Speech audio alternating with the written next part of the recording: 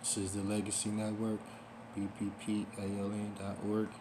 I am Eseibio Holiday, Phillis Wheatley, Phillis Wheatley Peters, also known as Phillis Wheatley, was an American author who is considered the first African American author of a published book of poetry. Born in West Africa, she was kidnapped and subsequently sold into enslavement at the age of 7 or 8 years old and transported to North America, where she was bought by the Wheatley family of Boston. After she learned to read and write, they encouraged her poetry when they saw her talent. Born 1753, West Africa. Died December the 5th, 1784, at the age of 31 in Boston, Massachusetts. Occupation: she was a poet. She spoke English. Her notable works: poems on various subjects, religion, and morals.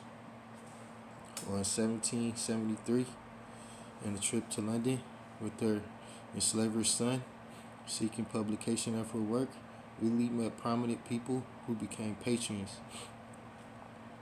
The publication in London of her poems on various subjects, religion, and morals, on September 1st, 1773, brought her fame both in England and American colonies. Figures such as George Washington praised her work. A few years later, African American poet Jupiter Hammond praised her work in a poem of his own. Wheatley was emancipated by her enslavers shortly after the publication of her book. They soon died, and she married John Peters, a poor grocer. They lost 3 children who died young. Phillis Wheatley died in poverty and obscurity at the age of 31. Early in her life, although the date and place of her birth are not yet documented, scholars believe that Phillis Wheatley was born in 1753 in West Africa, most likely in present-day Gambia or Senegal. She was sold by a local chief to a visiting trader who took her to Boston in the British colony of Massachusetts on July 11, 1761. On a slave ship called the Phillis. It was owned by Timothy Fitch, the captained by Peter Gwynn. On arrival in Boston, she was bought by the Wheatley Boston merchant. She was bought by the wealthy Boston merchant and tailor John Wheatley as a slave for his wife, Susanna.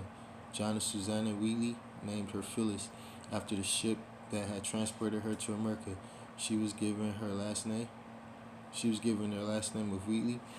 It was a common custom if any surname was used for enslaved people later in life. In 1773, at the age of 20, Phillis accompanied Nathaniel Wheatley to London in part for her health. She was suffered from chronic asthma, but largely because Susanna believed Phillis would have a better chance of publishing her book of poems there. She had an audience with Frederick Bull, who was the Lord of Mayor in London, and other significant members of British society. King George III was in the audience.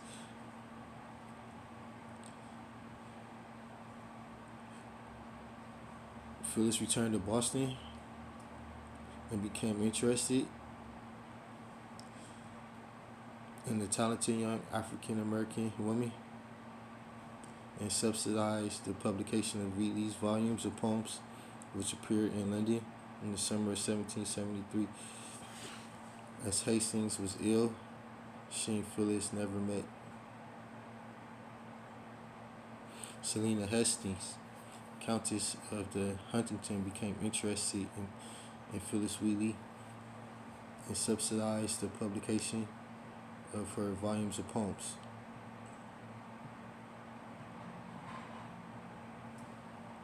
poetry. In 1768, Wheatley wrote to the King's Most Excellent Majesty, in which she praised King George III for repealing the Stamp Act. As the American Revolution gained strength, Wheatley's writing turned to the themes that express ideas of rebellious colonists. It's dope. Style and structure of her poetry. Wheatley believed that the power of poetry was immeasurable. John C. Shields noted that her poetry did not simply reflect the literature she read, but was based on her personal ideas and beliefs.